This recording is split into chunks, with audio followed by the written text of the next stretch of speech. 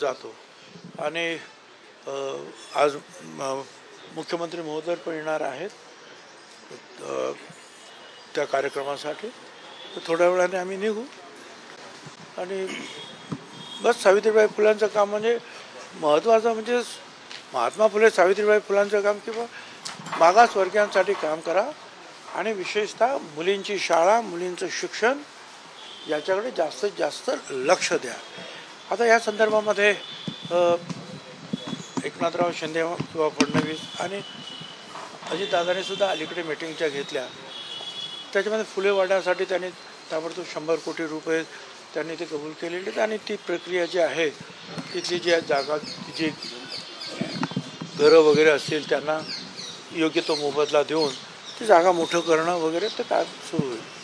आणि भिडेवाड्याचं जे आहे त्याचं हे आपलं त्याचं ड्रॉइंग जे आहेत आर्किटेक्ट करून त्याची तपासणी अजून सुरू आहे की निश्चितपणे कसं काय ते व्हावं म्हणून चर्चा सुरू आहे. पण ते पण काम लवकरात लवकर महिन्याभरामध्ये फायनल व्हावं अशी अपेक्षा आहे. ओबीसी एल्गार मेळावा आहे नांदेड पंढरपूर, तुम्ही कुठं जाणार? नाही ओबीसी एल्गार मेळावा असं आहे की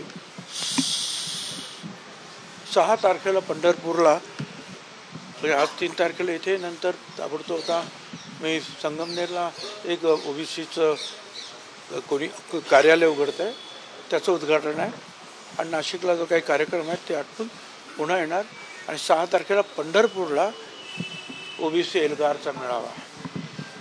7 तारखेच्या बाबतीमध्ये खरं म्हणजे मी काही तारीख दिलेली नव्हती आणि विशेष म्हणजे राष्ट्रवादी काँग्रेस पार्टीचा एक नेता असल्यामुळे राष्ट्रवादी काँग्रेस पक्षाचा मोठा कार्यक्रम 7 तारखेला मुंबईमध्ये आहे. त्यामुळे त्या कार्यक्रमाला तिथे राहणं मला आवश्यक वाटतं. त्याच्यामुळे नांदेडला काही मी जाऊ शकणार नाही. पण इतर जे आमचे काही नेते आहेत ते ती रॅली पूर्ण करतील. 13 तारखेला जे आहे तिथे जिथे आता अनेक आमचे मेळावे झाले. सुभाष राऊत तिथे आमच्या समता परिषदेचे आहेत, सतरंग मुंडे जालन्याचे आहेत, इतरसुद्धा अनेक कार्यकर्ते आहेत वेगवेगळ्या समाजाचे.